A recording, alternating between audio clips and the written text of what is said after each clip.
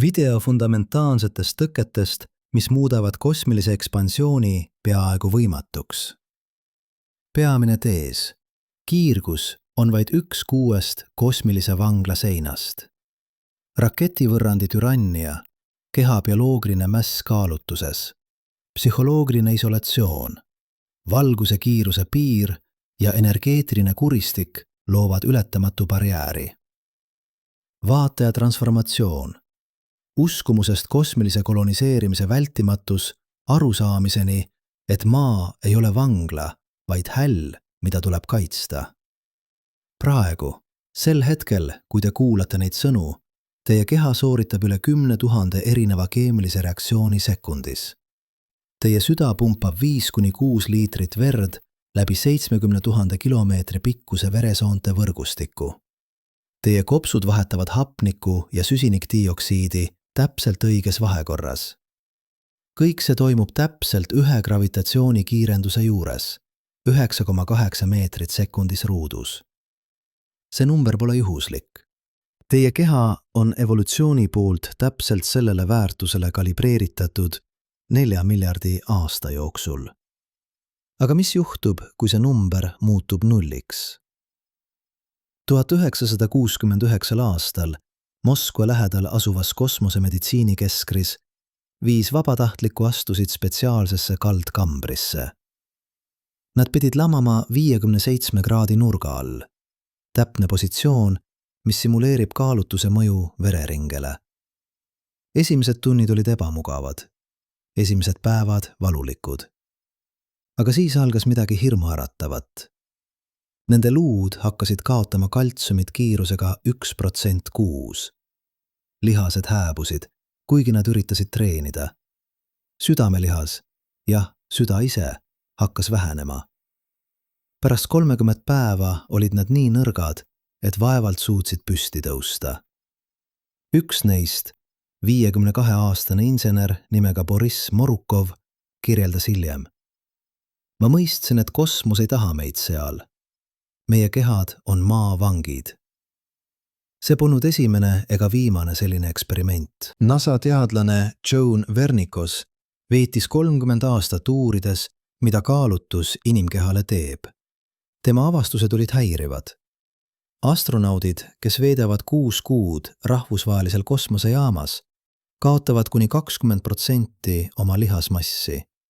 Nende luutihedus väheneb sama palju kui 70-aastase inimese oma.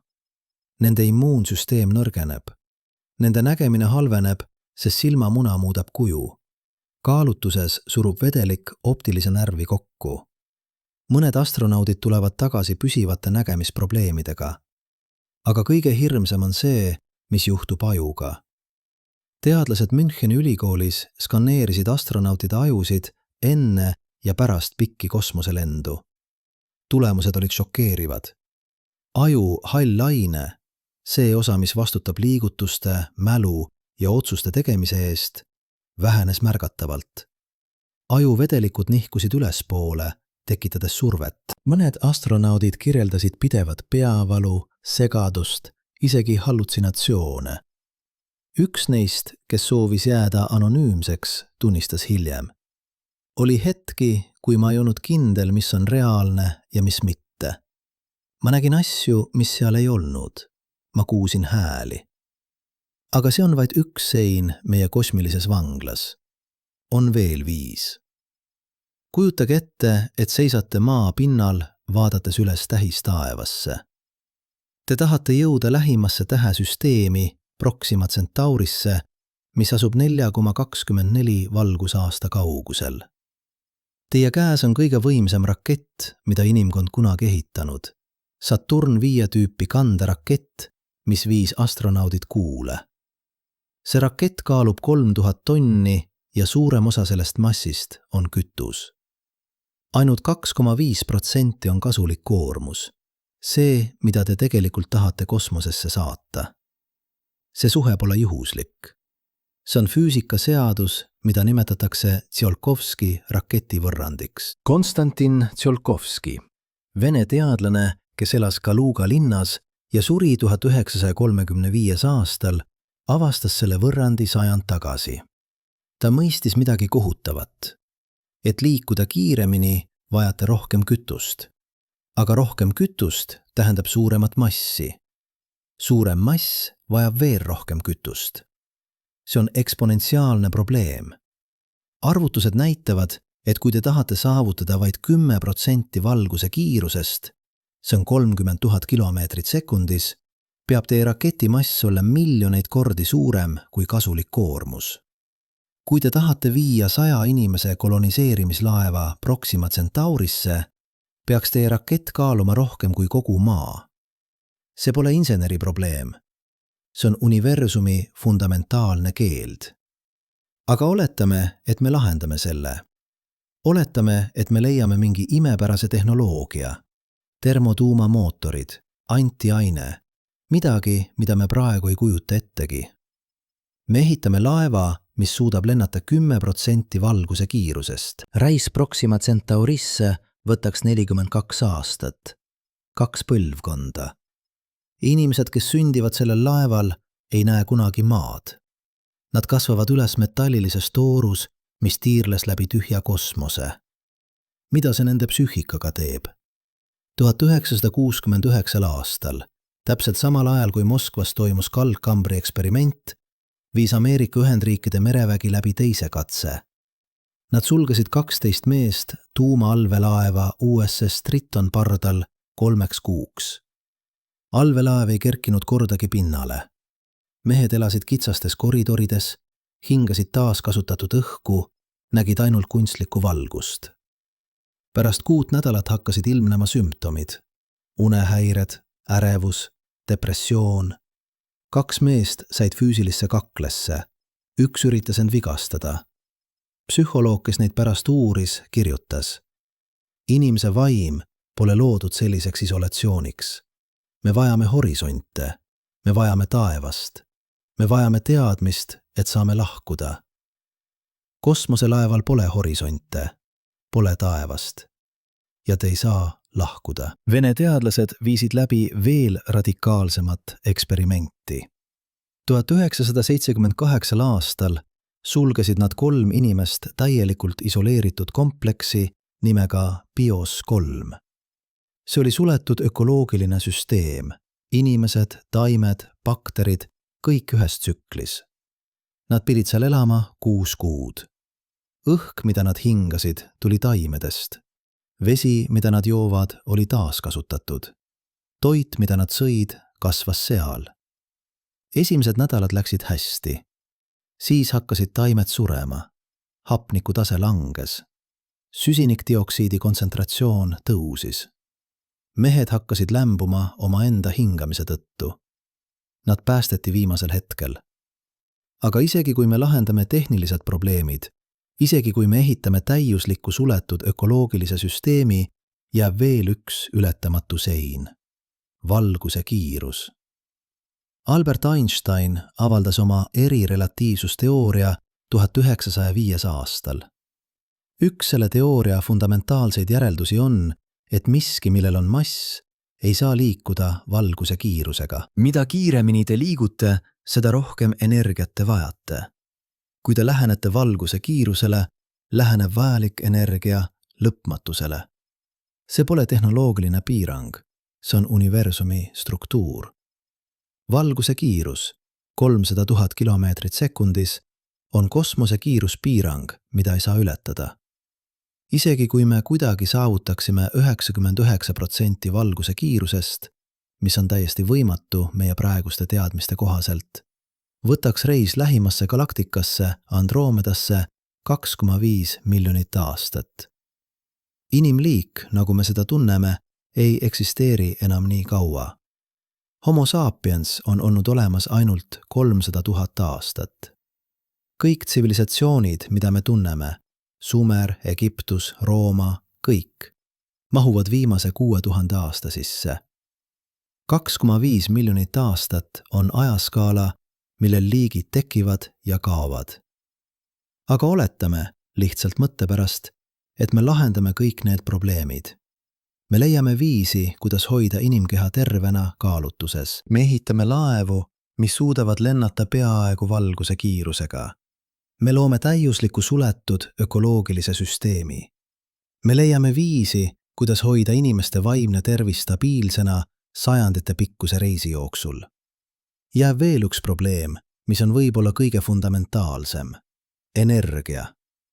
1970 aastatel, kui nafta hind neljakordistus ja energiakriis raputas maailma, hakkas grupp füüsikuid tõsiselt arvutama, kui palju energiat maksaks tõeline kosmosereisid.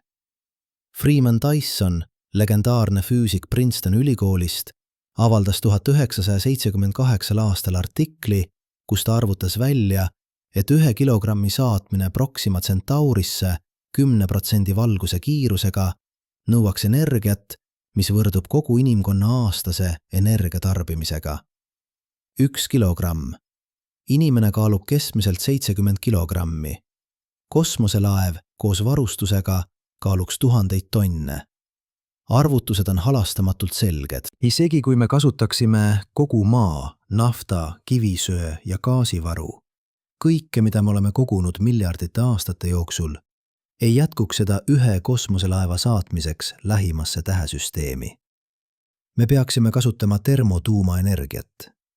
Aga isegi kui me ehitaksime termotuumareaktorid, mis on 1000 korda tõhusamad kui kõik, mis meil praegu on, jääks energiavajadus astronoomiliseks. Mõned teadlased on pakkunud välja, et me võiksime kasutada antiainest. Kui aine ja antiaine kohtuvad, nad hävitavad üksteist täielikult, muutes kogu oma massi energiaks. See on kõige tõhusam energiaallikas, mida füüsikaseadused lubavad. Aga siin on probleem. Antiaine ei eksisteeri looduses. Me peame seda tootma. Ja antiaine tootmine nõuab rohkem energiat, kui see hiljem annab. See on nagu üritada ennast juustest üles tõmmata. Euroopa tuumauuringute organisatsioon CERN suudab toota umbes 1–2 nanogrammi antiainest aastas. See on 1 miljardi grammi. 1 grammi antiaine tootmine võtaks praeguse tehnoloogiaga umbes miljard aastat. Ja me vajaksime tonne. Aga isegi see pole kõik. On veel üks probleem, millest me pole veel rääkinud. Probleem, mis muudab kogu kosmilise koloniseerimise idee mitte ainult raskeks, vaid võib-olla fundamentaalselt võimatuks. Kiirgus. Jah, kiirgus. See, millest kõik räägivad, aga mitte sel põhjusel, mida te arvate. Enamik inimesi arvab, et kosmosekiirgus on probleem, sest see põhjustab vähki. See on tõsi, aga see pole peamine probleem. Peamine probleem on palju kohutavam ja palju vähem arusaadav. Et seda mõista, peame rääkima sellest, mis tegelikult juhtub, kui kõrge energiaosake tabab teie keha. 1950. aastate lõpus, kui külm sõda oli tipus ja mõlemad superriigid testisid tuumarelvi, hakkas grupp teadlasi märkama midagi kummalit. Sõdurid, kes olid kohal tuumakatsete ajal, hakkasid hiljem arenema veidraid haigusi.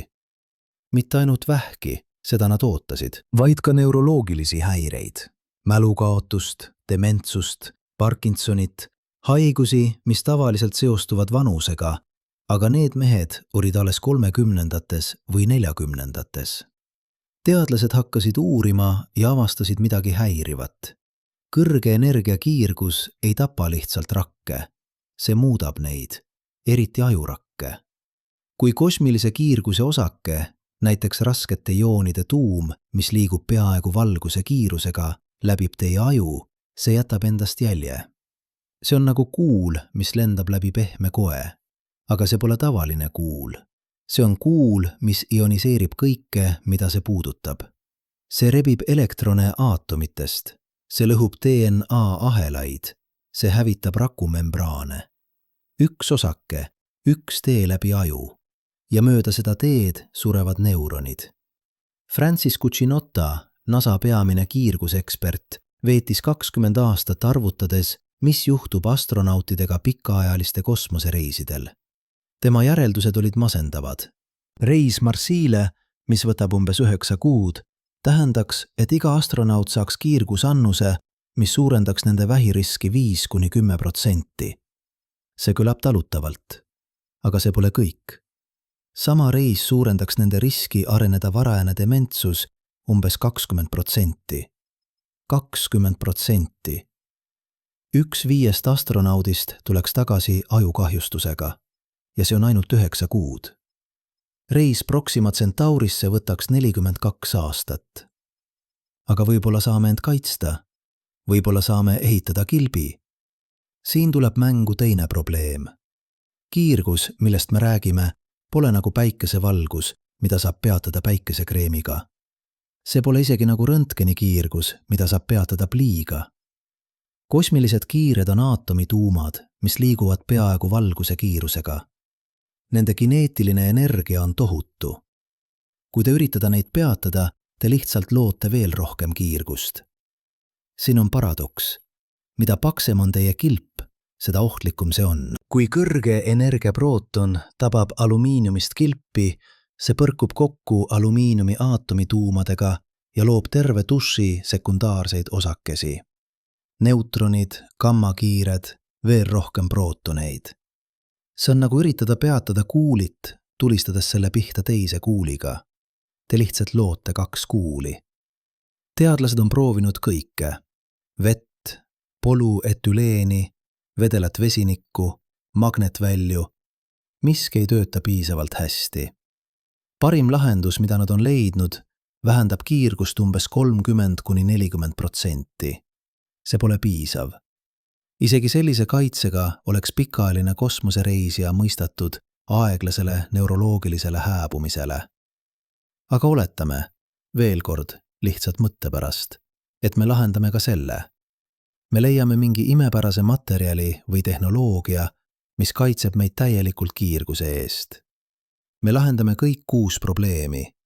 Bioloogiline mäss kaalutuses, raketivõrrandi türannia, psühholoogiline isolatsioon, valguse kiiruse piir, energeetiline kuristik ja kiirgus. Me ehitame täiusliku kosmoselaeva ja saadame selle teele. Kuhu me läheme? Lähim täht, Proxima Centauri, on punane kääbus. See on väike jahe täht, mis pidevalt paiskab välja võimsaid päikesepurskeid. Selle elutsoon, piirkond, kus vesi võib olla vedelas olekus, on nii lähedal tähele, et planeedid seal on tõenäoliselt gravitatsiooniliselt lukustatud. Üks pool on alati päikese poole, teine pool alati pimeduses. Üks pool on põletav kõrb, teine pool jäine tühermaa. Ja need päikesepursked? Need on nii võimsad, et nad eemaldaksid iga atmosfääri, mis seal võiks olla. Järgmine lähim kandidaat on Tau Ceti, 12 valgusaastat eemal. Seal on 5 planeeti, aga süsteem on täis asteroide ja komeete, umbes 10 korda rohkem kui meie päikesesüsteemis. Kokkupõrked oleksid sagedased ja hävitavad. Iga planeet seal on pidevalt pommitatud kosmiliste kividega. Tegelikult, kui me vaatame kõiki tähti 50 valgusaasta raadiuses, see on umbes 1500 tähte, leiame me võib-olla 10–15 planeeti, mis võiksid teoreetiliselt olla elamiskõlblikud. Võib-olla. Enamik neist on liiga kuumad või liiga külmad. Enamikul pole magnetvälja, mis kaitseks kiirguse eest. Enamikul pole õiget atmosfääri. Ja me ei tea ühtegi neist kindlalt, sest me ei suuda neid piisavalt hästi uurida. Aga isegi kui me leiame täiusliku planeedi, Maa kaksiku, täpselt õige temperatuuriga, täpselt õige atmosfääriga, täpselt õige gravitatsiooniga, jääb veel üks küsimus. Miks? Miks me peaksime lahkuma? Siin on tõde, mida keegi ei taha tunnistada. Maa on kõige parem koht universumis inimeste jaoks. Mitte sellepärast, et me oleme sentimentaalsed, vaid sellepärast, et me oleme siin evolutsioneerunud. Iga rakk meie kehas, iga molekul meie DNA-s, iga närviühendus meie ajus on täpselt häälestatud sellele planeedile, sellele gravitatsioonile, sellele atmosfäärile, sellele magnetväljale, sellele päikesele. Me pole lihtsalt maa elanikud, me oleme maa osad.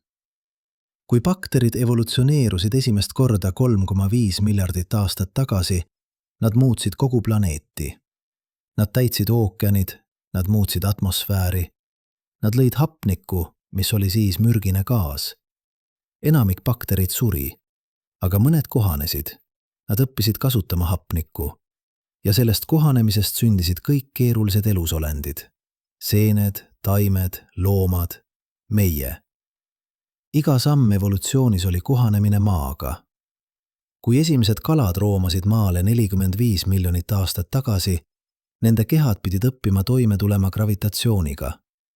Nende luud muutusid tugevamaks.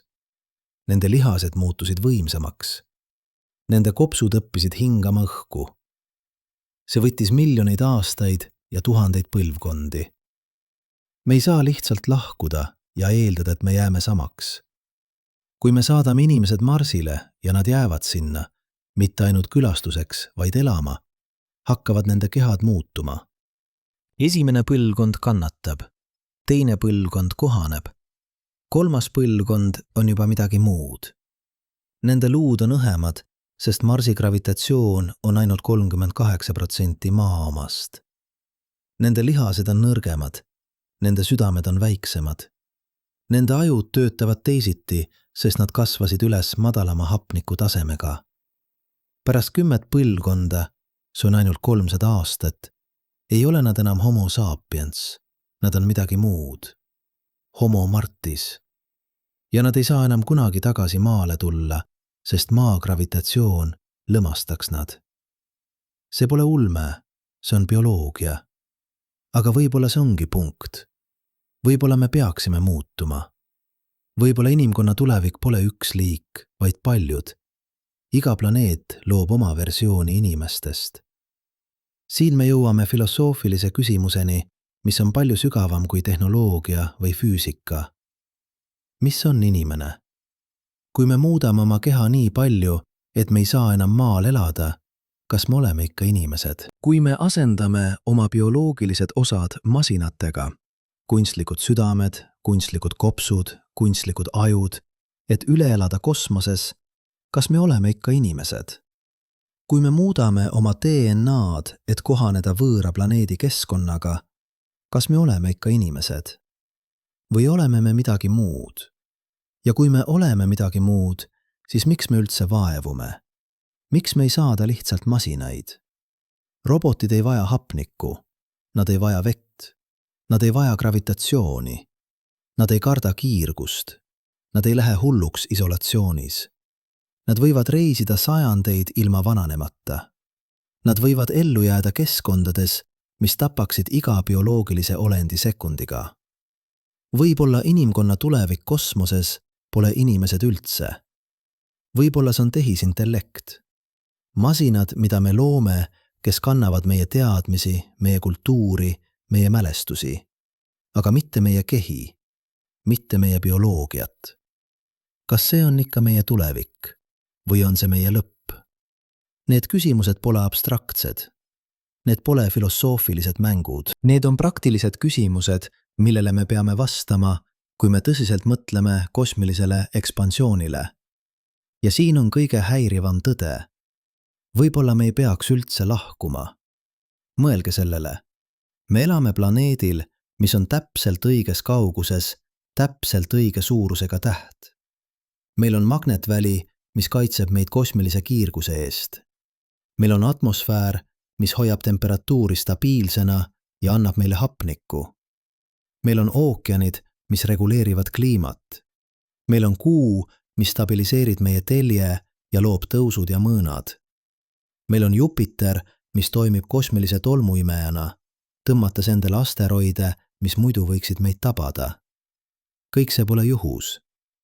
See on uskumatult haruldane kombinatsioon tingimusi. Teadlased on arvutanud, et tõenäosus leida teine planeet kõigi nende omadustega on umbes 1 miljardist. Ja isegi kui me leiame sellise planeedi, on see tõenäoliselt 100 või 1000 valgusaastad eemal. Me oleme võitnud kosmilise loterii ja me mõtleme selle mahajätmisele. Miks? Tavaliselt on vastus, sest me peame. Sest päike hakkab kunagi surema, sest asteroid võib meid tabada, sest me vajame varuplaani. Aga vaatame neid põhjendusi lähemalt. Jah, päike hakkab surema, umbes 5 miljardi aasta pärast. see on 5 miljonit 1000 aastat. Kogu inimkonna ajalugu, alates esimestest homo sapienstest kuni tänapäevani, on ainult 300 000 aastat. 5 miljardit aastat on ajaskaala, millel mitte ainult liigid, vaid terved sugupuud tekivad ja kaovad. 5 miljardi aasta pärast ei ole inimesi enam olemas. Mitte sellepärast, et päike sureb, vaid sellepärast, et evolutsioon jätkub. Me oleme muutunud millekski täiesti teiseks. Ja asteroidid? Jah, suur asteroid võib meid tabada. Aga me saame seda vältida. Me ei pea lahkuma maalt, et kaitsta end asteroidide eest. Me peame lihtsalt ehitama paremaid teleskoope ja paremaid rakette. Me peame jälgima taevast ja olema valmis asteroidi trajektoori muutma, kui see tuleb meie poole. See on palju lihtsam, kui koloniseerida teine planeet. Ja varuplaani argument. See eeldab, et me suudame luua iseseisvaid kolooniaid teistel planeetidel. Aga nagu me oleme näinud, on see uskumatult raske. Iga kolooniat tuleks pidevalt varustada maalt. Nad ei ole varuplaanid, nad on sõltuvused. Ainus viis, kuidas kosmosekolooniad võiksid olla tõeliselt iseseisvad, on kui nad suudavad toota kõike, mida nad vajavad. Toitu, vett, õhku, energiat, materjale, ravimeid, tehnoloogiat. Aga selleks on vaja tohutut infrastruktuuri. Tehased, kaevandused, farmid, laborid, haiglad, koolid. Kõike, mis meil on maal, aga võõral planeedil, kus iga ressurss on haruldane ja iga viga võib olla surmav. Kui me suudame ehitada sellise infrastruktuuri võõral planeedil, siis me suudame kindlasti lahendada mis tahes probleemi maal. Kliimamuutus. Kui me suudame terraformida Marsi, muuta selle elamiskõlblikuks planeediks, siis me suudame kindlasti parandada maa kliimat. Marsil pole atmosfääri, pole magnetvälja, pole vett. Maa kliima parandamine on palju lihtsam kui Marsi terraformimine. Ülerahvastus. Maa võib toita 10–15 miljardit inimest, kui me kasutame ressursse targalt. Ja kui see pole piisav, on palju lihtsam ehitada ujuvaid linnu ookeanidele või maa-aluseid linnu, kui saata inimesi Marsile. Ressursside ammendumine, asteroid mining, asteroidide kaevandamine on palju praktilisem kui Marsi koloniseerimine. Me ei pea saatma inimesi, me saame saata roboteid. Nad toovad ressursid tagasi maale. Iga argument kosmilise koloniseerimise kasuks eeldab, et me suudame lahendada tohutuid tehnilisi probleeme. Aga kui me suudame lahendada need probleemid, siis me suudame lahendada ka maa probleemid. Ja siin me jõuame kõige sügavama tõdeni. Kosmos pole meie tulevik. Maa on meie tulevik.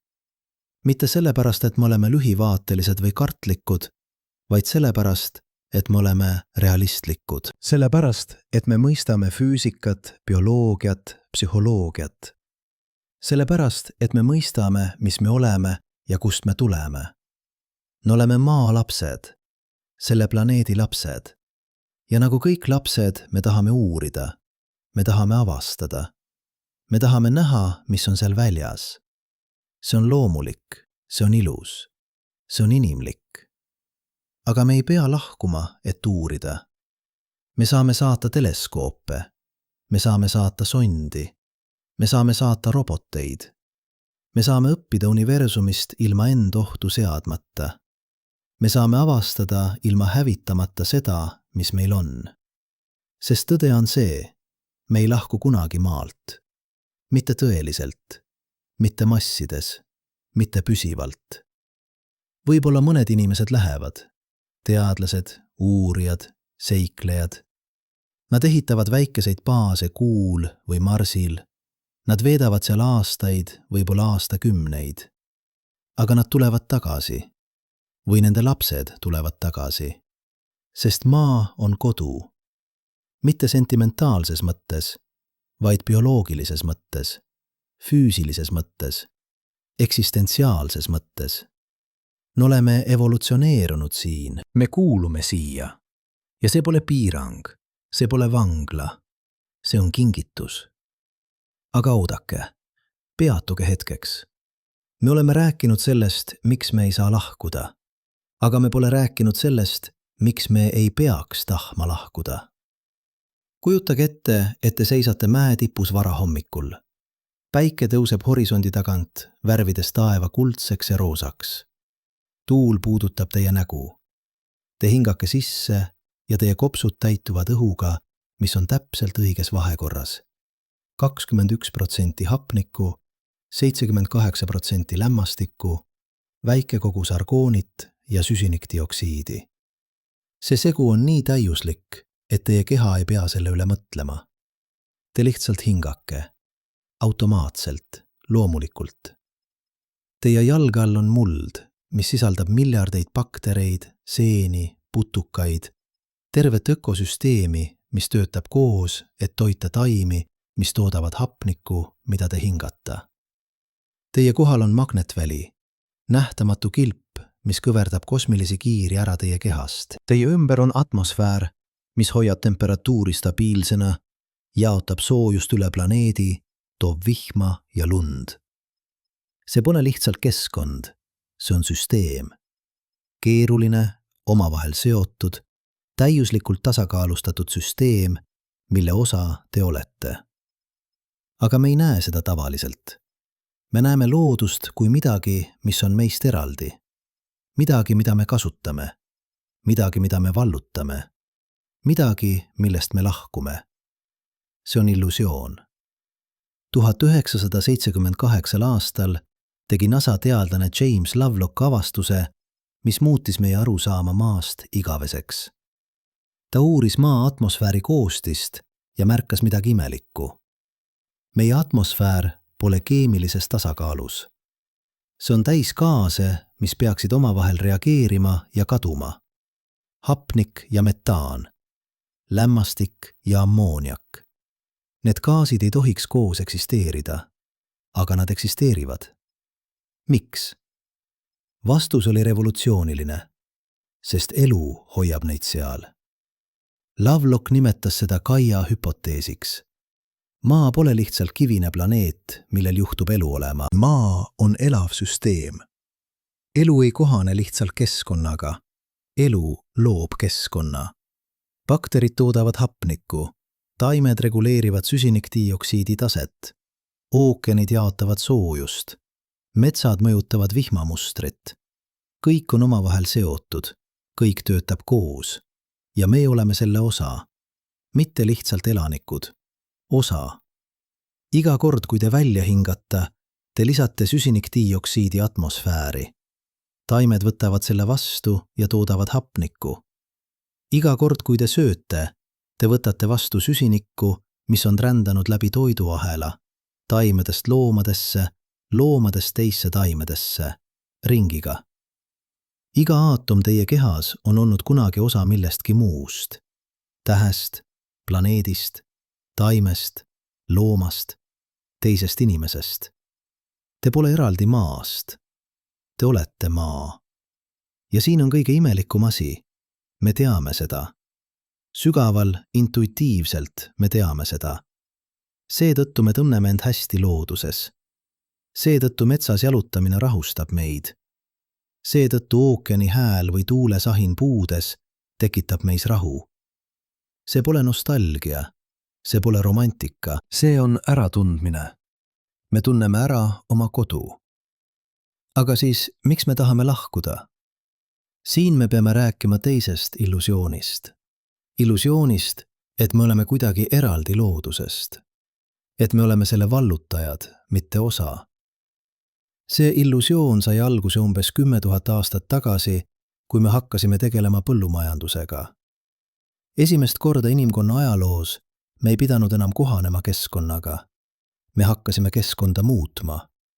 Me raiesime metsad, me kuivendasime sood, me ehitasime linnad, me lõime tehnoloogia ja aegamööda me hakkasime arvama, et me oleme loodusest üle. Et me ei sõltu sellest. Et me saame seda kontrollida. See oli võimas illusioon. See andis meile tsivilisatsiooni, teaduse, kunsti, kirjanduse, muusika, kõike, mis teeb meid inimesteks. aga see oli siiski illusioon. Tõde on see, me ei ole kunagi loodusest lahti saanud.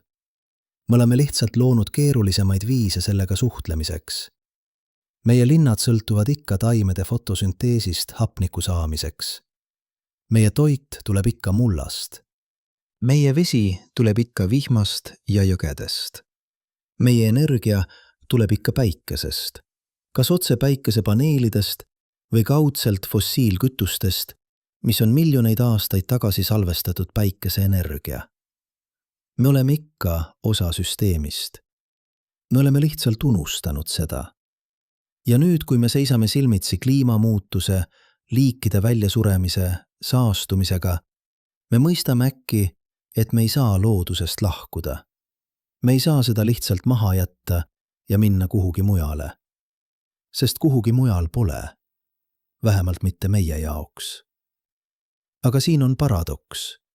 Just see mõistmine, et me ei saa lahkuda, teeb meist võimsamad, mitte nõrgemad, võimsamad. Sest kui me mõistame, et me oleme osa süsteemist, siis me saame hakata töötama süsteemiga, mitte selle vastu. Vaatame, mis juhtub, kui me muudame oma perspektiivi. Selle asemel, et küsida, kuidas me saame lahkuda maalt, küsime, kuidas me saame paremini elada maal. Äkki kõik muutub. Kliimamuutus pole enam põhjus lahkumiseks. See on probleem, mida lahendada. Ja me teame, kuidas seda lahendada. Taastuv energia, süsiniku püüdmine, metsade taastamine, põllumajanduse muutmine. Need pole ulmetehnoloogiad. Need on olemas, praegu. Me peame lihtsalt neid kasutama. Ülerahvastus pole enam põhjus lahkumiseks. See on väljakutse, millega toime tulla. Ja me teame, kuidas sellega toime tulla. Haridus, naiste võimustamine, linnade planeerimine, ressursside tõhusam kasutamine. Jälle, need pole ulmetehnoloogiad. Need töötavad juba paljudes kohtades. Ressursside ammendumine pole enam põhjus lahkumiseks. See on põhjus ressursse paremini kasutada. Ringlussevõtt, taaskasutus, jätkusuutlik disain. Ja jah, kui me vajame rohkem ressursse, saame me neid hankida asteroidelt. Aga me ei pea sinna elama minema. Me saame saata roboteid. Iga probleem, mis näib nõudvat lahkumist maalt, on tegelikult probleem, mis nõuab paremat eluviisi maal. Ja siin on kõige imelikum asi. Kui me hakkame tõsiselt tegelema nende probleemidega, me avastame, et maa pole mitte ainult meie ainus kodu. See on meie parim kodu. Mõelge sellele, mida me oleme õppinud viimase 50 aasta jooksul. Me oleme saatnud sondid kõikidele planeetidele päikesesüsteemis. Me oleme avastanud tuhandeid eksoplaneete teistes tähesüsteemides. Me oleme uurinud kõike, kuumadest Veenuse vulkaanidest, külmade Neptuuni tuulteni. Ja me pole leidnud midagi, mis oleks isegi lähedal maale. Marss on külm kõrb, kus temperatuur langeb -70 kraadini ja atmosfäär on nii õhuke, et teie veri keeks, kui te seal ilma skafandrita oleksite. Veenus on põrgulik maailm, kus temperatuur on 4,500 kraadi ja atmosfäär on nii tihe, et see lömastaks teid sekundiga. Euroopa, Jupiteri kuu, võib olla jää all ookean, aga selle pind on pidevalt pommitatud kiirgusega, mis tapaks teid minutitega. Ja need on parimad kandidaadid meie enda päikesesüsteemis. Teistes tähesüsteemides on olukord veel hullem. Enamik planeete, mida me oleme avastanud, on kas kuumad Jupiteri suurused gaasihiiglased või külmad kivised kõrbemad. Harvad planeedid, mis võiksid olla elamiskõlblikud, tiirlavad ümber punaste kääbuste, tähede, mis paiskavad välja hävitavaid päikesepurskeid. Pärast 50 aastat otsimist me pole leidnud ühtegi planeeti, mis oleks isegi kaugeltki nii hea kui Maa. Ja me ei leia ka. Mitte sellepärast, et me pole piisavalt otsinud, vaid sellepärast, et Maa sarnased planeedid on uskumatult haruldased. Mõelge kõigist asjadest, mis peavad olema õiged. Planeet peab olema õiges kauguses oma tähest. Mitte liiga lähedal, et vesi keeks. Mitte liiga kaugel, et see külmuks. Täht peab olema õige suurusega. Mitte liiga suur, et see plahvataks. Mitte liiga väike, et see oleks ebastabiilne. Planeedil peab olema õige mass, piisavalt suur, et hoida atmosfääri, aga mitte nii suur, et see oleks gaasihiiglane. Planeedil peab olema magnetväli, et kaitsta kiirguse eest. Planeedil peab olema kuu, et stabiliseerida telge. Planeedil peab olema õige atmosfäär, õige keemiline koostis, õige geoloogiline aktiivsus. Ja kõik need asjad peavad olema õiged samaaegselt. Miljardite aastate jooksul. Tõenäosus on astronoomiline väike. Aga me ei pea selle peale lootma, sest meil on juba täiuslik planeet. Meil on Maa. Ja nüüd, kui me mõistame, kui haruldane ja väärtuslik see on, me saame hakata seda kohtlema nii, nagu see väärib. Mitte kui ressurssi, mida kasutada. Mitte kui keskkonda, mida vallutada, vaid kui kodu, mida kaitsta. Siin on uus visioon inimkonna tulevikust. Mitte kui kosmilised rändurid, kes üljatavad ühe planeedi teise järel, vaid kui Maa hooldajad, kes õpivad elama harmoonias oma koduplaneediga.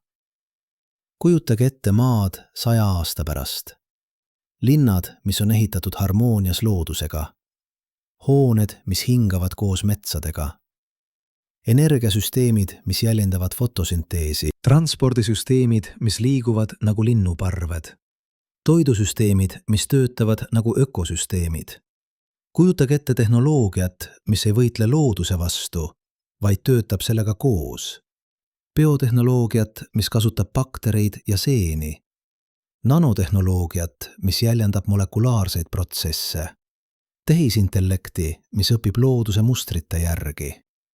Kujutage ette inimesi, kes mõistavad, et nad on osa suuremast süsteemist, kes teevad otsuseid mõeldes 7 põlvkonna peale, kes näevad end mitte kui looduse vallutajaid, vaid kui selle kaaslasi. See pole utoopia, see pole võimatu unistus. See on praktiline visioon, mis põhineb sellel, mida me juba teame ja oskame. Me teame, kuidas toota puhast energiat.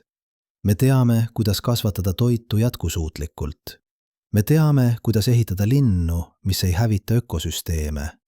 Me teame, kuidas taastada metsasid, ookeane, mulda. Me peame lihtsalt seda tegema. Ja siin on kõige imelikum asi. Kui me hakkame seda tegema, me avastame, et see pole ohverdus. See pole piirang.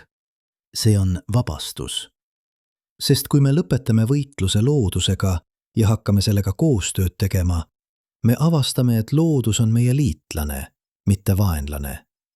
See annab meile kõike, mida me vajame. Energiat, materjale, inspiratsiooni, rahu. Me avastame, et me ei pea lahkuma, et olla õnnelikud. Me peame lihtsalt õppima olema kodus. Aga see ei tähenda, et me lõpetame uurimise. Vastupidi, kui me õpime elama harmoonias Maaga, me saame hakata tõeliselt uurima universumi. Mitte selleks, et leida uut kodu, vaid selleks, et mõista oma kohta kosmoses. Me saame ehitada võimsamaid teleskoope. Me saame saata nutikamaid sonde. Me saame uurida kaugemaid galaktikaid. Me saame otsida elumärke. Me saame õppida, kuidas universumi töötab. Ja võib-olla, lihtsalt võib-olla, me leiame teisi. Teisi tsivilisatsioone, kes on teinud sama avastuse, mida meie. Et nende koduplaneet on kõige väärtuslikum asi, mis neil on. Et nad ei pea lahkuma, et olla õnnelikud. Et nad saavad olla kosmilised uurijad, jäädes samas koduplaneedile truuks. Ja siis me saame hakata suhtlema, mitte kui vallutajad, kes otsivad uusi maailmu, vaid kui naabrid, kes jagavad sama universumi. See on tõeline kosmilise ajastu visioon, mitte kui lahkumine Maalt, vaid kui Maa ühendamine universumiga. Aga selleks, et seda visiooni realiseerida, me peame esmalt lahendama ühe fundamentaalse probleemi. Me peame muutma oma suhtumist Maasse. Me peame lõpetama Maa nägemise kui vangla, millest põgeneda. Me peame hakkama nägema seda kui hälli, mida kaitsta. Ja see muutus algab mõistmisest. Mõistmisest, et me pole Maa vangid, me oleme Maa lapsed. Lapsed, kes on kasvanud piisavalt suureks, et mõista oma vastutust. vastutust kaitsta seda, mis meil elu andis, vastutust hoida seda tulevaste põlvkondade jaoks, vastutust näidata universumile, et intelligentne elu võib õppida elama harmoonias oma koduplaneediga. See on meie tõeline saatus, mitte kui kosmilised rändurid, vaid kui maa valvurid. Ja see saatus on palju suurejoonelisem kui ükski kosmosekolooniate unistus. Sest see tähendab, et me saame olla esimene liik universumis, kes õpib tõeliselt kodus olema. Esimene liik, kes mõistab, et kõige suurem seiklus pole lahkumine, vaid jäämine ja õppimine elama täiuslikult. Esimene liik, kes näitab, et intelligentsus ei tähenda vallutamist, see tähendab harmooniat. Esimene liik, kes tõestab, et tõeline tsivilisatsioon pole see, mis hävitab oma koduplaneedid ja otsib uusi, vaid see, mis muudab oma koduplaneedid paradiisiks. See on meie väljakutse, see on meie võimalus, see on meie kingitus universumile. Aga selleks, et seda saavutada, me peame esmalt mõistma, miks me üldse tahtsime lahkuda. Me peame mõistma, mis ajendas meid unistama kosmilisest ekspansioonist. Me peame mõistma, mis hirm või lootus pani meid vaatama üles tähtede poole ja mõtlema. Seal on meie tulevik. Ja siis me peame mõistma, miks see hirm oli alusetu ja see lootus vale suunas suunatud. Sest tõde on see, meie tulevik pole tähtedes. Meie tulevik on siin, maa peal. Selles imepärases, haruldases, täiuslikus maailmas, mis andis meile elu. Ja kui me seda mõistame, tõeliselt, sügavalt mõistame, siis me saame hakata ehitama tulevikku, mis on palju ilusam kui ükski kosmosekolooniate unistus. Tulevikku, kus me oleme lõpuks õppinud olema kodus. Aga kust see unistus üldse tuli? See unistus kosmilisest ekspansioonist, galaktikate vallutamisest, tähtede koloniseerimisest. Miks me, kes oleme evolutsioneerunud siin, maal, hakkasime unistama sellest, et lahkuda? Vastus peitub meie ajaloos, meie kultuuris, meie kollektiivsetes traumades ja hirmus. 1957. aastal, külma sõja kõrghetkel, kui maailm elas tuumasõja hirmus, istus noor füüsik nimega Gerard O'Neill oma kabinetis Princetoni ülikoolis ja joonistas skeeme. Mitte tavaliseid skeeme, vaid visioone tohututest kosmilisest silindreid, mis tiirlevad maa ümber. Kosmilised linnad, kunstlikud maailmad, paigad, kuhu inimkond saaks põgeneda, kui maa muutuks elamiskõlbmatuks. O'Neill polnud ainus. Samal ajal kirjutas Carl Sagan oma raamatuid kosmilisest uurimisest. Isaac Asimov lõi oma galaktilise impeeriumi, Gene Roddenberry näitas meile Star Trekki. Kõik nad jagasid sama visiooni. Inimkond kui kosmilised rändurid, kes levivad üle universumi nagu seemned tuulega. Aga miks just siis? Miks just külma sõja ajal? Vastus on lihtne, sest me kartsime. Me kartsime tuumasõda. Me kartsime, et me hävitame enda. Me kartsime, et meie tsivilisatsioon kaob. Ja selles hirmus me hakkasime otsima väljapääsu. Mitte lahendus probleemile, vaid põgenemisteed. Kosmiilise ekspansiooni unistus sündis hirmust. Hirmust, et maa pole turvaline, et me ei suuda siin ellu jääda, et me vajame varuplaani. Aga see hirm oli põhjendatud. 1968. aastal Kuuba rakettide kriisi ajal olid Ameerika Ühendriigid ja Nõukogude Liit vaid mõne tunni kaugusel tuumasõjast. Üks vale otsus, üks valesti mõistetud signaal, üks tehnilise rike ja kogu inimkond oleks võinud kaduda.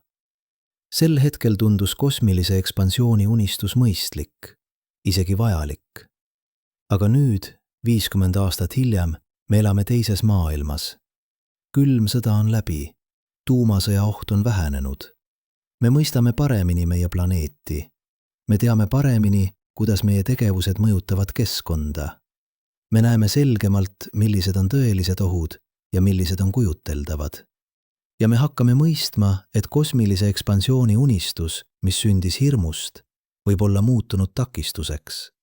Takistuseks sellele, et me tõeliselt lahendaksime oma probleemid. Sest kui me usume, et me saame alati lahkuda, siis me ei pea tõsiselt tegelema sellega, et jääda.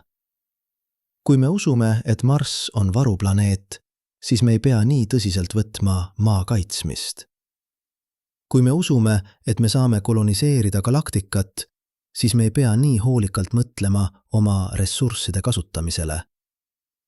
Kui me usume, et tehnoloogia lahendab kõik probleemid, siis me ei pea muutma oma käitumist. Kosmilise ekspansiooni unistus on muutunud vabanduseks. Vabanduseks mitte tegeleda tõeliste probleemidega. Aga see pole ainus põhjus, miks see unistus on nii püsiv. On veel midagi sügavamat. Midagi, mis puudutab meie identiteeti kui liik. Me oleme rändurid, alati olnud. Homo sapiens levis Aafrikast üle kogu maailma. Me ületasime ookeane, me vallutasime mandrid, me kohanesime kõikide kliimadega. Rändamine on meie DNA-s. Aga siin on oluline vahe. Me rändame alati paremate tingimuste otsingul. Me lahkusime Aafrikast, sest mujal oli rohkem toitu. Me ületasime ookeane, sest teispool oli rohkem maad. Me kohanesime uute kliimadega, sest seal oli rohkem võimalusi. Aga kosmos pole parem. Kosmos on hullem, palju hullem. Meie esivanemad rändas kõrbest rohelisse orgu. Me tahame rännata rohelisest orust kõrbe. See pole evolutsiooniline muster. See on evolutsiooniline viga. Ja siin me jõuame kõige sügavama paradoksini. Paradoks, mis selgitab, miks kosmilise ekspansiooni unistus on nii võimas, kuigi see on nii ebapraktiline. Me ei taha tegelikult lahkuda.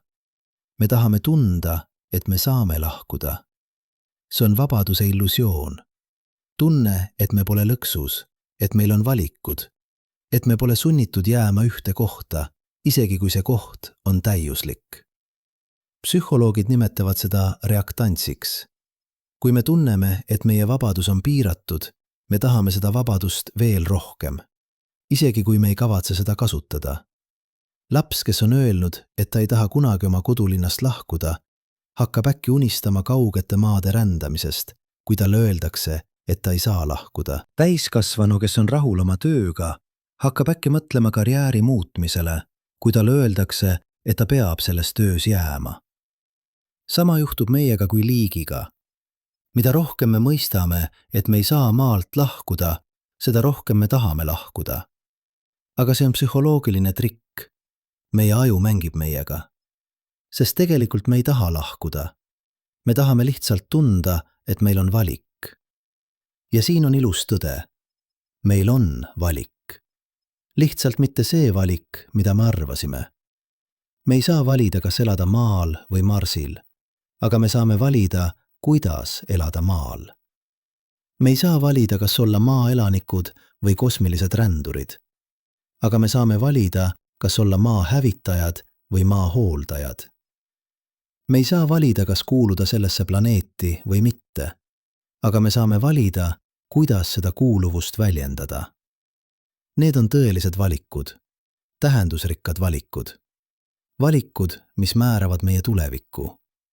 Ja kui me hakkame neid valikuid tegema, teadlikult, sihipäraselt, me avastame midagi imelikku. Me avastame, et me ei vaja enam kosmilise ekspansiooni unistust, sest me oleme leidnud midagi paremat. Me oleme leidnud eesmärgi. Mitte eesmärgi lahkuda, vaid eesmärgi jääda ja muuta see koht paremaks. Aga selleks, et seda eesmärki täita, me peame esmalt mõistma, mida see tähendab. Mida tähendab olla maa hooldaja? Mida tähendab elada harmoonias oma planeediga? Vastus pole lihtne. See nõuab meilt fundamentaalset muutust selles, kuidas me mõtleme oma kohast universumis. Viimased 500 aastat me oleme mõelnud endas kui looduse valitsejatena. Me oleme näinud loodust kui ressurssi, mida kasutada, kui vaenlast, keda vallutada, kui takistust, mida ületada. See mõtteviis andis meile palju. Teaduse, tehnoloogia, meditsiini, kõike, mis teeb meie elu paremaks. Aga see andis meile ka kliimamuutuse, liikide väljasuremise, saastumise, ökosüsteemide hävitamise.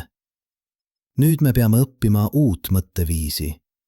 Mõtteviisi, mis näeb meid mitte kui looduse valitsejaid, vaid kui selle osa. Mitte kui ressursside tarbijaid, vaid kui ökosüsteemi liikmeid. See pole tagasiminek, see pole tehnoloogia hülgamine, see on edasiminek. Järgmine samm meie evolutsioonis kui liik. Sest tõde on see, me oleme jõudnud punkti, kus me peame õppima elama jätkusuutlikult. Mitte sellepärast, et keegi meid sunnib, vaid sellepärast, et see on ainus viis, kuidas me saame ellu jääda. Ja siin on imelik asi.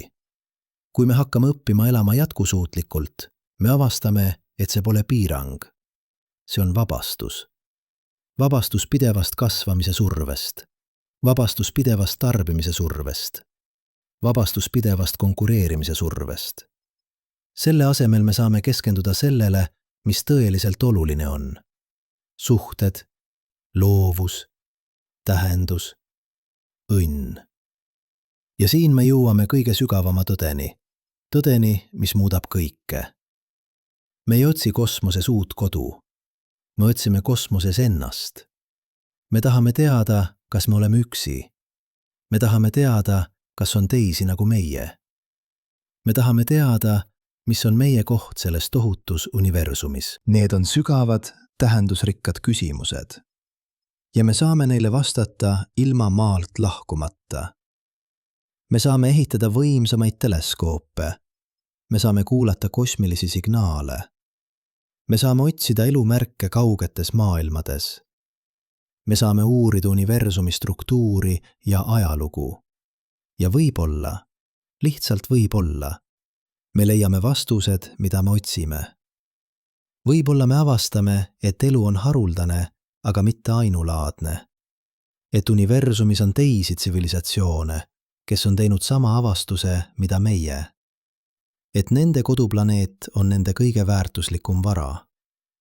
Võib-olla me avastame, et intelligentsus universumis pole haruldane, vaid see on haruldane, et intelligentsus õpib elama harmoonias oma koduplaneediga. Et enamik tsivilisatsioone hävitab enda, enne kui nad jõuavad selle mõistmiseni.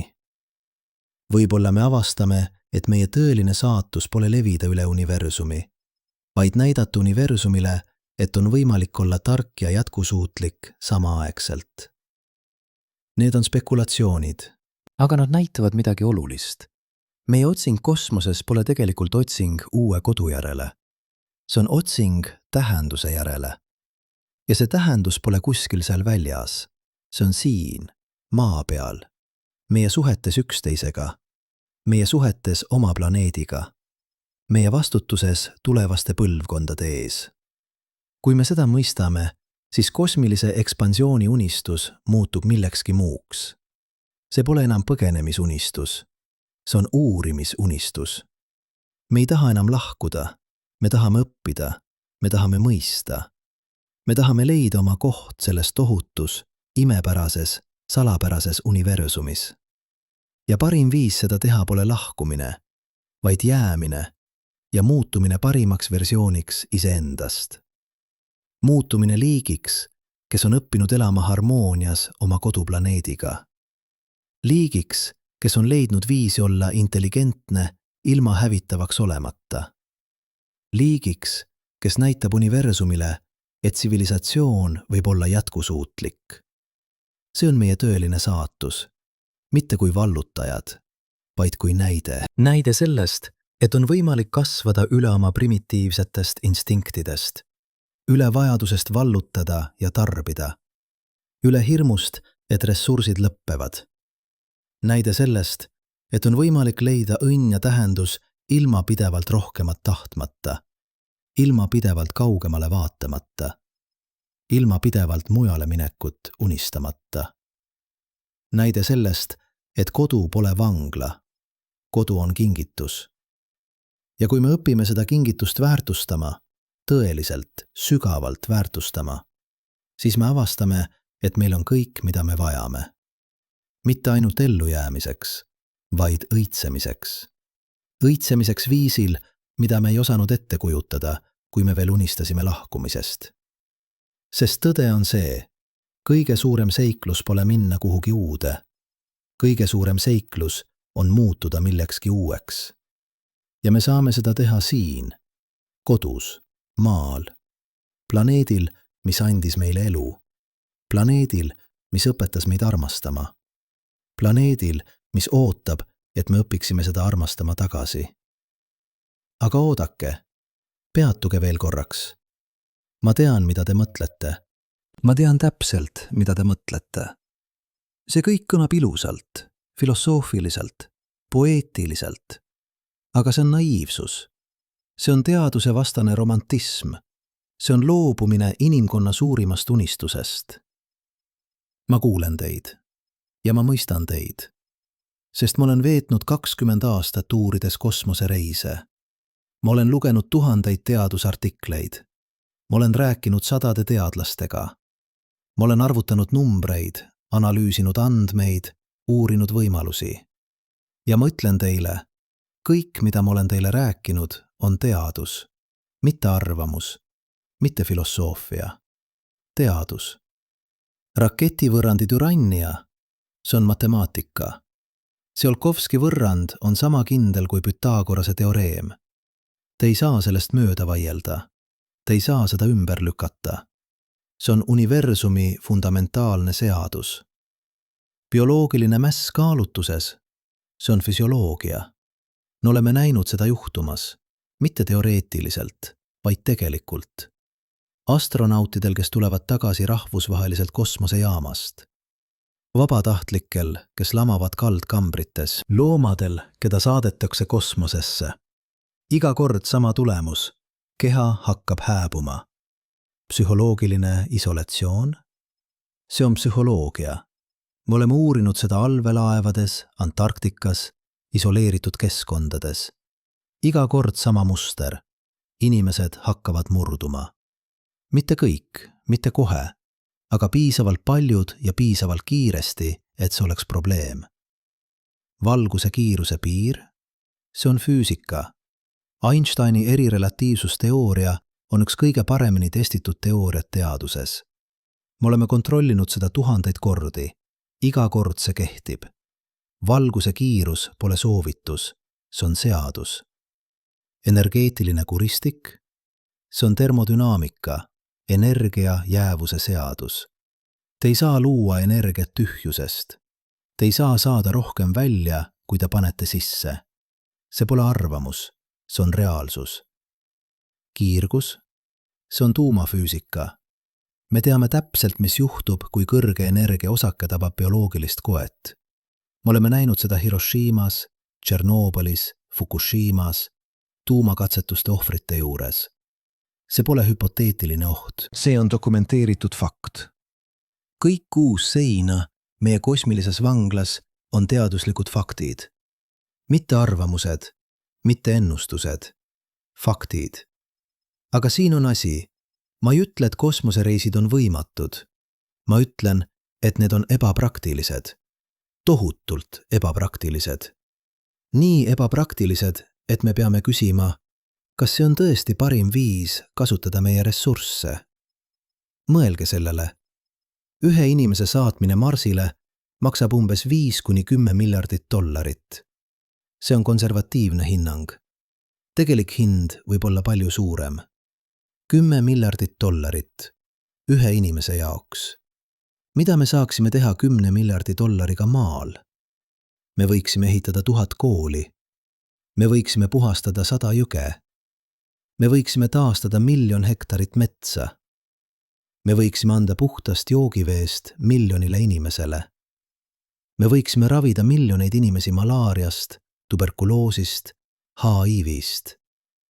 Või me võiksime saata ühe inimese Marsile. See pole lihtne valik. See on fundamentaalne küsimus prioriteetidest. Ja siin on veel midagi. Midagi, millest me ei räägi piisavalt. Kosmoseprogrammid pole neutraalsed. Nad mõjutavad meie kultuuri, meie väärtusi, meie unistusi.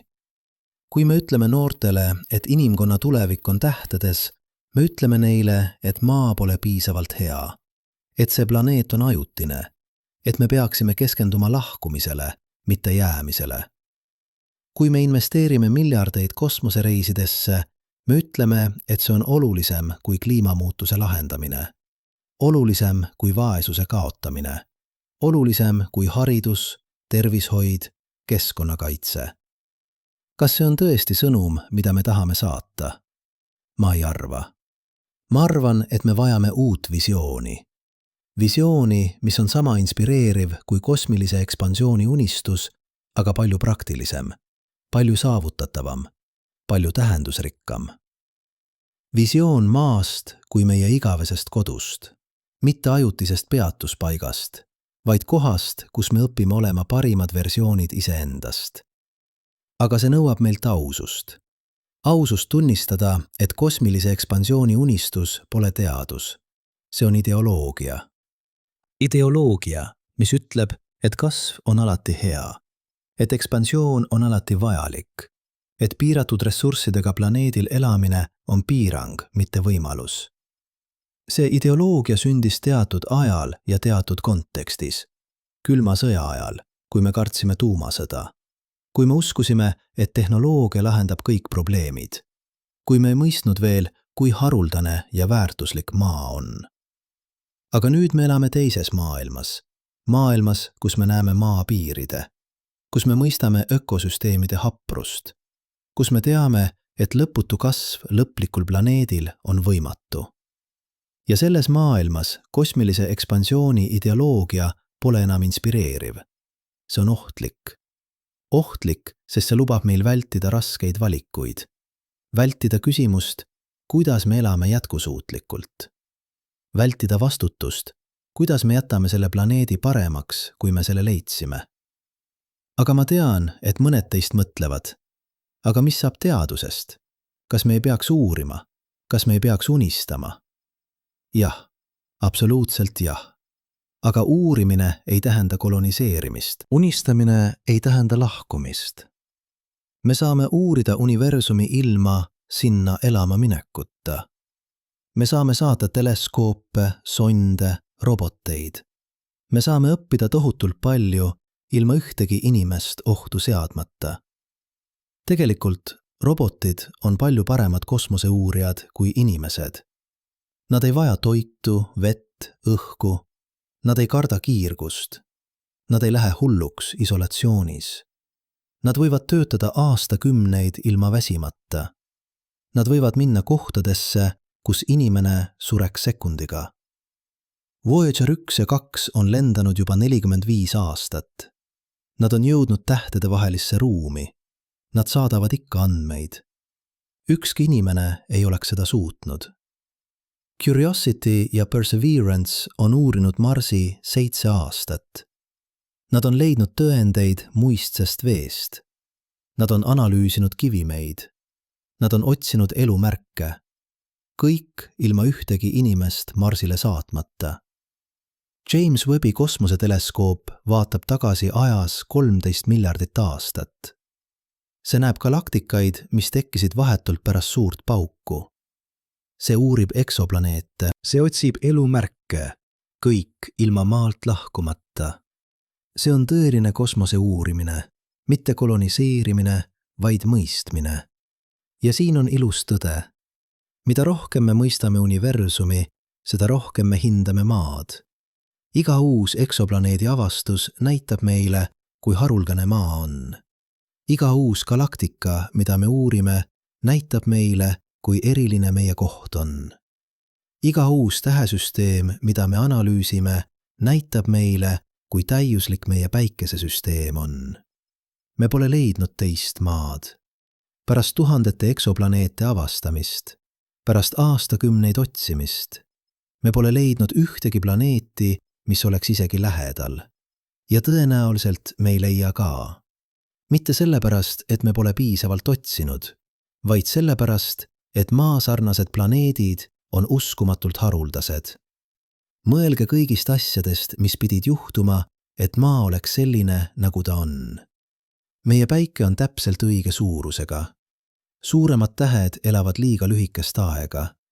Väiksemad tähed on liiga ebastabiilsed.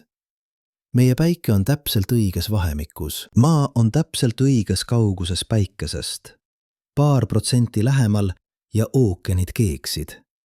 Paar protsenti kaugemal ja nad külmuksid. Me oleme täpselt õiges kohas. Maa on täpselt õige suurusega. Väiksem planeet ei suudaks hoida atmosfääri. Suurem planeet oleks gaasi hiiglane. Me oleme täpselt õige suurusega. Maa on täpselt õige koostisega. Piisavalt raskeid elemente, et moodustada kivine planeet. Piisavalt kergeid elemente, et moodustada atmosfäär ja ookeanid. Täpselt õige segu. Maa on täpselt õige vanusega. Piisavalt vana, et elu oleks saanud areneda.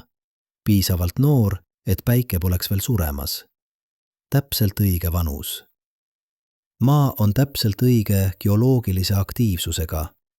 Piisavalt aktiivne, et taaskäivitada atmosfääri ja luua magnetvälja. Mitte nii aktiivne, et see hävitaks elu. Täpselt õige tasakaal.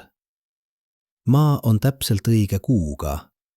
Kuu stabiliseerib meie telge, hoides kliima stabiilsena. Kuu loob tõusud ja mõõnad, mis võib olla olnud oluline elu tekkimiseks. Täpselt õige kuu. Maa on täpselt õiges galaktikas, täpselt õiges kohas galaktikas. Mitte liiga lähedal keskusele, kus kiirgus oleks liiga tugev. Mitte liiga kaugel servast, kus raskeid elemente oleks liiga vähe. Täpselt õiges kohas. Kõik need asjad. Samaaegselt. Miljardite aastate jooksul. Tõenäosus on nii väike, et see on peaaegu 0. Ja ometi see juhtus. Siin. Meil. See pole juhus. See on ime. Mitte religioosses mõttes, vaid statistilises mõttes, matemaatilises mõttes, teaduslikus mõttes. Me oleme võitnud kosmilise loterii. Loterii, mille võitmise tõenäosus on 1 miljardist või 1 triljonist või 1 kvadriljonist. Ja nüüd, kui me oleme võitnud, me mõtleme selle mahajätmisele.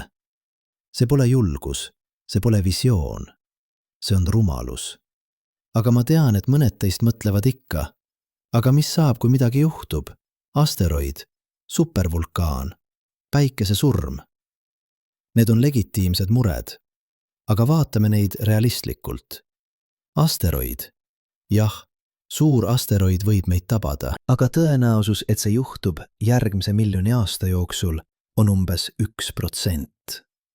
Ja me saame seda vältida. Me ei pea lahkuma maalt. Me peame lihtsalt jälgima taevast ja olema valmis asteroidi trajektoori muutma. Supervulkaan. Jah, Yellowstone võib purskuda. Aga see juhtub keskmiselt kord 600 000 aasta jooksul. Viimane purse oli 670 000 aastat tagasi. Me pole veel ohtlikus tsoonis. Ja isegi kui see juhtub, see ei hävita inimkonda. See tapab miljoneid, aga mitte kõiki. Päikese surm. Jah, päike hakkab surema. 5 miljardi aasta pärast. See on nii kaugel tulevikus, et see pole asjakohane. 5 miljardi aasta pärast inimesed, nagu me neid tunneme, ei eksisteeri enam. Evolutsioon jätkub. Kõik need ohud on kas ebatõenäolised või nii kaugel tulevikus, et nad pole asjakohased. Nad ei õigusta kosmilise ekspansiooni tohutuid kulusid ja riske. Aga on üks oht, mis on tõeline. Üks oht, mis on vahetu. Üks oht, mis võib tõesti hävitada meie tsivilisatsiooni.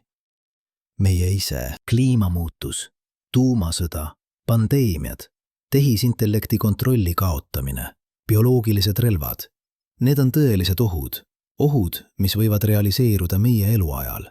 Ja nende ohtude lahendamine nõuab, et me jääme maale, et me keskendume siia, et me investeerime oma ressursid tõeliste probleemide lahendamisse, mitte hüpoteetiliste ohtude vältimisesse. Sest tõde on see, kui me ei suuda elada jätkusuutlikult maal, Me ei suuda elada jätkusuutlikult kusagil. Kui me hävitame maa kliima, me hävitame ka iga kosmosekoloonia kliima. Kui me ei suuda hallata maa ressursse, me ei suuda hallata Marsi ressursse. Kui me ei suuda elada rahus maal, me ei suuda elada rahus kosmoses. Kosmilise ekspansiooni unistus eeldab, et me lahendame kõik oma probleemid. Aga kui me suudame lahendada kõik oma probleemid, siis me ei vaja kosmilise ekspansiooni. See on paradoks, millest keegi ei taha rääkida, aga ma räägin sellest, sest see on oluline. Me ei vaja varuplaani. Me vajame plaani A, mis töötab. Me ei vaja põgenemisteed. Me vajame lahendusi. Me ei vaja uut planeeti. Me vajame uut suhtumist sellesse planeeti, mis meil on. Ja siin me jõuame kõige olulisema küsimuseni.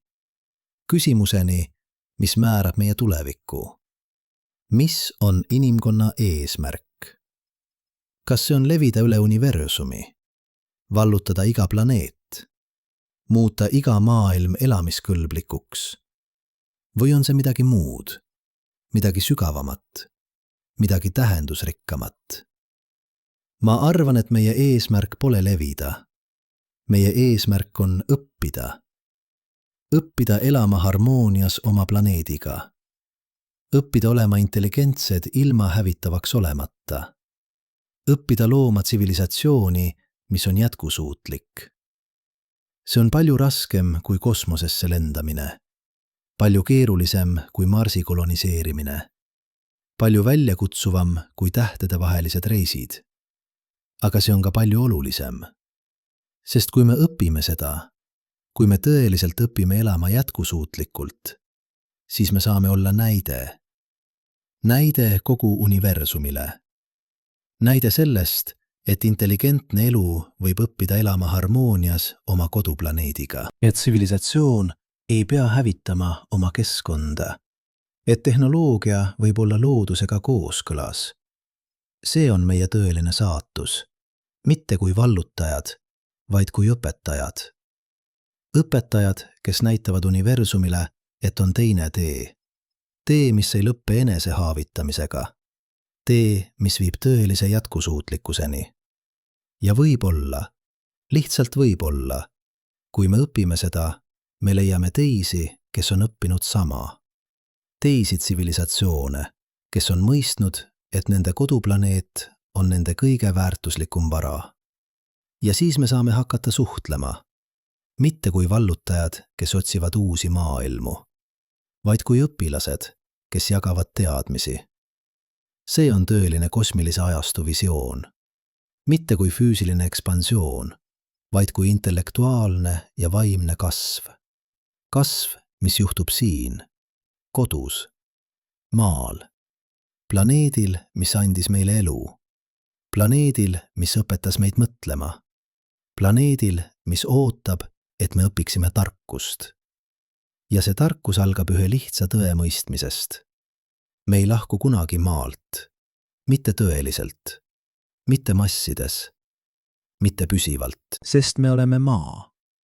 Iga aatom meie kehas, iga mõte meie ajus, iga tunne meie südames.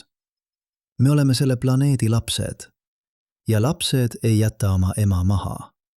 Nad õpivad, nad kasvavad, nad muutuvad täiskasvanuteks, aga nad jäävad perresse. Ja meie pere on maa. Kogu elu sellel planeedil. Kogu ökosüsteem, mis hoiab meid elus. See pole vangla. See pole piirang. See pole karistus. See on kingitus. Kõige suurem kingitus, mida universumi võib pakkuda. Kingitus elu. Kingitus teadvust. Kingitus võimalust mõista. Ja meie vastus sellele kingitusele ei tohiks olla lahkumine. Meie vastus peaks olema tänu. Tänu, mis väljendub tegudes. Tegudes, mis kaitsevad seda planeeti. Tegudes, mis taastavad seda, mida me oleme hävitanud. Tegudes, mis tagavad, et tulevased põlvkonnad saavad nautida sama kingitust. See on meie tõeline saatus. Mitte tähtedes, vaid siin. Kodus, Aga nüüd peame rääkima sellest, millest me pole veel rääkinud. Sellest, mis peitub kõigi nende numbrite, võrrandite ja teaduslike faktide taga. Peame rääkima saladusest. Sest tõde on see. Me ei tea tegelikult, mis me oleme. Me teame, et me oleme aatomite kogum. Süsinik, hapnik, vesinik, lämmastik. Elemendid, mis tekkisid tähtede südamikes miljardeid aastaid tagasi. Me teame, et need aatomid on organiseeritud uskumatult keeruliseks struktuuriks. Rakud, organid, süsteemid. Me teame, et see struktuur suudab mõelda, tunda, unistada. Aga me ei tea, kuidas. See on see, mida filosoofid nimetavad teadvuse raskeks probleemiks. Kuidas füüsiline aine, aatomid, molekulid, elektrilised signaalid loob subjektiivse kogemuse? Kuidas ajurakud, mis lihtsalt tulistavad elektrilisi impulsse, loovad tunne, et olla keegi? Tunne, et olla sina? Me ei tea. Me teame, kus ajus teadvus tekib. Me teame, millised ajupiirkonnad on aktiivsed, kui te mõtlete, tunnete, otsustate. Me suudame isegi ennustada mõningaid teie mõtteid, vaadates teie aju skanneeringuid.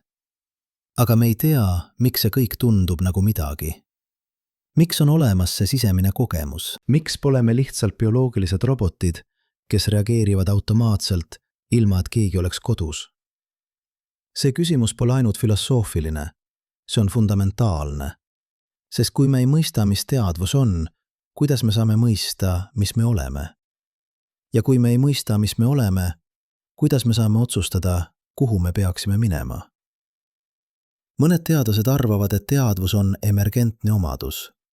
Midagi, mis tekib, kui süsteem muutub piisavalt keeruliseks. Nagu märjus tekib, kui piisavalt palju veeaatomeid koguneb kokku. Ükski üksik veeaatom pole märg, aga koos nad loovad märjuse. Võib-olla teadvus on sama. Ükski üksik neuron pole teadlik, aga 86 miljardit neurooni koos, ühendatud triljonite sünapside kaudu, loovad midagi uut. Midagi, mida ei saa taandada osadeks. Loovad teid. Aga see selgitus tekitab rohkem küsimusi kui vastuseid. Kui teadvus on emergentne, siis millal täpselt see tekib? Kas bakteril on teadvus? Kas putukatel? Kas kalal? Kas hiirtel? Kus on piir? Ja kui me ei tea, kus on piir, kuidas me saame olla kindlad, et teadvus on ainult bioloogiline? Võib-olla tähel on mingisugune teadvus. Võib-olla galaktikal. Võib-olla kogu universumil. See kõlab hullumeelselt. Aga see on tõsine teaduslik hüpotees. Panpsühhism. Idee, et teadvus on universumi fundamentaalne omadus, nagu mass või laeng.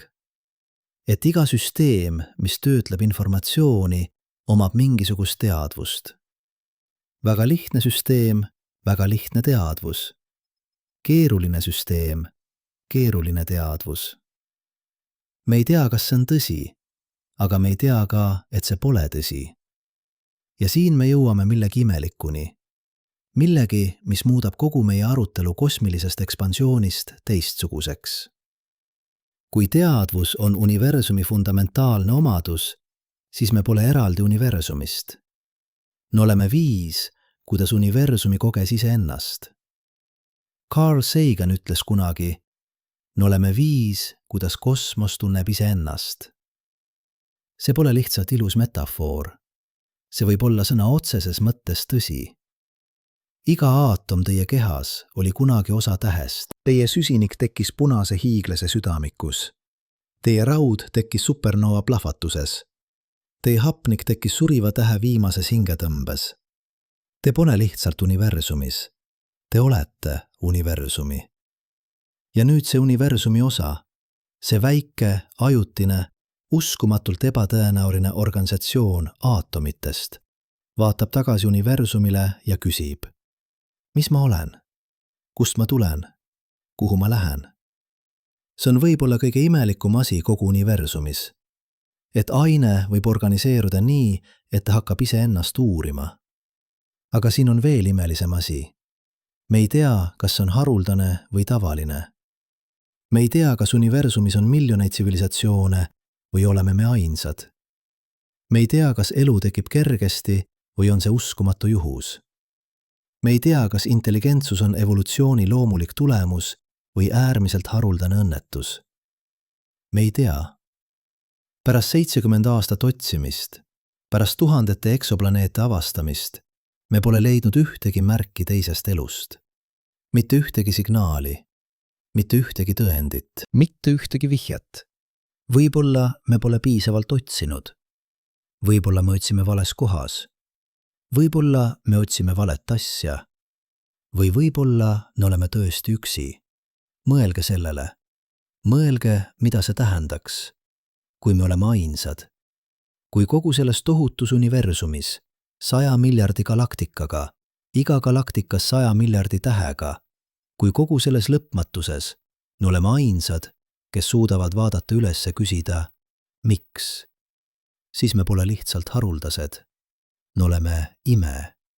Ime, mis juhtus siin, sellel planeedil, selles täpselt õiges kohas, täpselt õigel ajal, täpselt õigetes tingimustes. Ja kui me oleme ime, siis meie vastutus pole levida. Meie vastutus on kesta.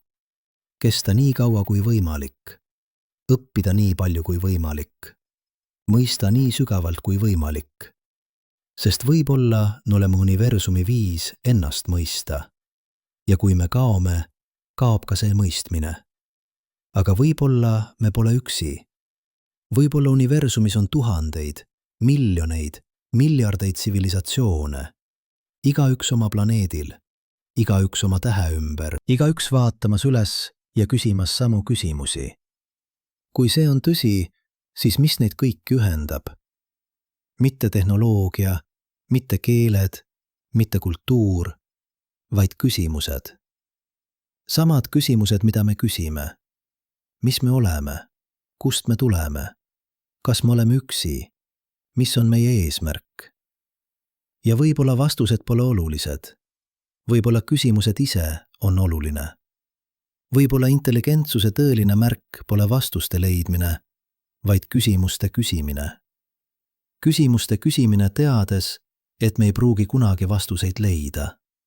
Aga küsides ikkagi, sest küsimine ise on see, mis teeb meid inimesteks. Või võib-olla mitte ainult inimesteks. Võib-olla see on see, mis teeb meid teadlikeks olenditeks. Olenditeks, kes ei ela lihtsalt, vaid kes mõtlevad oma elamise üle. Ja siin me jõuame millegi paradoksaalse juurde. Me oleme veetnud kogu selle aja rääkides sellest, miks me ei saa lahkuda maalt. Kõik need barjäärid, kõik need võimatud takistused, kõik need teaduslikud faktid, mis ütlevad, te jääte siia. Aga võib-olla need barjäärid pole karistus. Võib-olla need on kingitus. Kingitus, mis sunnib meid jääma ja õppima.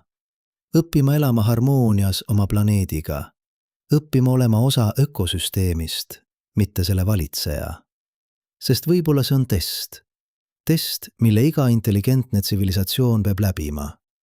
Kas nad õpivad elama jätkusuutlikult oma koduplaneedil?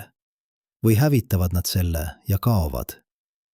Võib-olla see on põhjus, miks me pole leidnud teisi tsivilisatsioone. Mitte sellepärast, et neid pole, vaid sellepärast, et enamik neist ei läbi testi. Enamik neist hävitab oma planeedi enne, kui nad õpivad elama jätkusuutlikult. Enamik neist kaob enne, kui nad jõuavad punkti, kus nad võiksid suhelda teistega. See on tume tõde, aga see on ka lootusrikas tõde, sest see tähendab, et meil on valik. Me ei ole määratud kaoma, me ei ole määratud hävitama oma planeeti. Me saame õppida, me saame muutuda. Me saame olla üks neist harvatest tsivilisatsioonidest, kes läbib testi. Aga selleks me peame mõistma midagi fundamentaalset. Me peame mõistma, et maa pole takistus. Maa on õpetaja. Õpetaja, kes õpetab meile kannatlikkust, sest muutused võtavad aega. Ökosüsteemid taastuvad aeglaselt. Evolutsioon töötab põlvkondade, mitte aastate skaalal. Õpetaja, kes õpetab meile alandlikkust, sest me pole kõikvõimsad. Me ei kontrolli loodust, me oleme selle osa. Ja kui me unustame seda, loodus meile meelde tuletab. Õpetaja, kes õpetab meile omavahelist sõltuvust, sest kõik on ühendatud. Iga liik, iga ökosüsteem, iga tsükkel. Me ei saa hävitada ühte osa ilma mõjutamata kõiki teisi. Õpetaja, kes õpetab meile vastutust, sest me oleme ainsad liigid sellel planeedil, kes suudab mõista oma mõju. Ja mõistmisega tuleb vastutus. Need on õppetunnid, mida me ei õpi kosmoses. Me õpime neid siin, kodus. Ja kui me oleme need õppetunnid õppinud, tõeliselt, sügavalt õppinud, siis me oleme valmis millekski suuremaks. Mitte füüsiliseks ekspansiooniks, vaid vaimseks küpsuseks. Küpsuseks mõista, et me pole universumi keskpunkt, aga me pole ka ebaolulised. Küpsuseks mõista, et me pole kõikvõimsad, aga me pole ka abitud. Küpsuseks mõista, et me pole igavesed, aga me pole ka tähenduseta. Me oleme midagi vahepealset, midagi ajutist, midagi haprat. Aga just see hapraus teeb meid väärtuslikuks. Sest me teame, et me ei kesta igavesti. Me teame, et iga hetk on piiratud. Me teame, et iga valik on oluline. Ja see teadmine, see teadlikkus oma surelikkusest on see, mis teeb meid inimesteks. Mitte meie intelligentsus, mitte meie tehnoloogia, mitte meie võime muuta keskkonda, vaid meie võime mõista, et me sureme. Ja vaatamata sellele või just selle tõttu otsustada elada tähendusrikkalt. Elada nii, et me jätame maailma paremaks, kui me selle leidsime. Elada nii, et tulevased põlvkonnad saavad nautida sama imet, mida meie. Elada nii, et kui me lõpuks kaome, me võime öelda, me olime siin. Me nägime, me mõistsime, me hoolisime. See on meie tõeline pärand. Mitte linnad Marsil, mitte kolooniad Proxima Centauris, mitte galaktiline impeerium, vaid see. Me õppisime elama harmoonias oma koduplaneediga. Me õppisime olema osa millestki suuremast. Me õppisime, et kodu pole vangla, kodu on kingitus. Ja nüüd, selle teekonna lõpus, ma tahan, et te teeksite midagi. Sulgege hetkeks silmad, hingake sisse. Tundke, kuidas õhk täidab teie kopsud. Õhk, mis on täpselt õiges vahekorras. Õhk, mida tootis mets kusagil kaugel. Õhk, mis on rändanud läbi atmosfääri, filtreeritud läbi lehtede, puhastatuna läbi ookeanide. Hingake välja. Tundke, kuidas teie keha soojendab õhku. Kuidas teie süsinikdioksiid liitub atmosfääriga. Kuidas see leiab tee taime juurde, mis kasutab seda fotosünteesiks. Kuidas see muutub tagasi hapnikuks. Te pole eraldi sellest tsüklist. Te olete selle osa. Avage silmad. Vaadake ümber. Kui te olete õues, vaadake puid, taevast, pilvi. Kui te olete sees, vaadake seinu, mis on ehitatud materjalidest, mis tulid maast. Vaadake valgust, mis tuleb päikesest või elektrist, mis toodeti maa ressurssidest. Kõik, mida te näete, on ühendatud. Kõik on osa samast süsteemist, samast imest. Ja te olete selle ime osa, mitte juhuslikult, mitte kogemata, vaid seetõttu, et 4 miljardit aastat evolutsiooni viis just selle hetkeni, just teieni, just siia. Te olete tähtede lapsed, aga te olete ka maa lapsed. Ja see pole vastuolu, see on tõde. Sest tähed lõid elemendid, aga maa lõi teie. Maa andis teile elu, maa andis teile teadvuse, maa andis teile võime vaadata üles tähtede poole ja küsida, mis ma olen? Ja nüüd te teate vastust. Te olete maa viis vaadata tagasi tähtede poole. Te olete universumi viis ennast mõista. Te olete ime, mis juhtus siin, sellel väikesel sinise planeedi peal, mis tiirles ümber keskmise suurusega tähe, galaktika äärealal, tohutus universumis. Te olete haruldane, te olete väärtuslik, te olete oluline.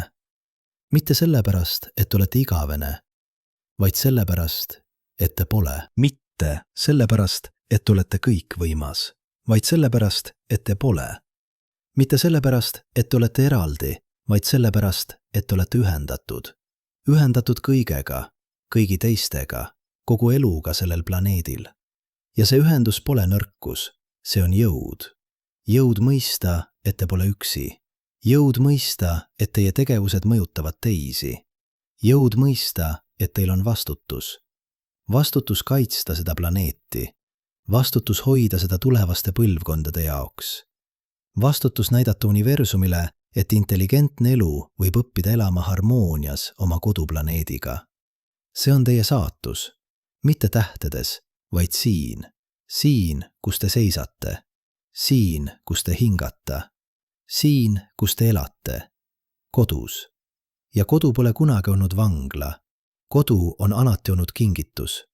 Kõige suurem kingitus, mida universumi võib pakkuda. Kingitus olla. Kingitus teada.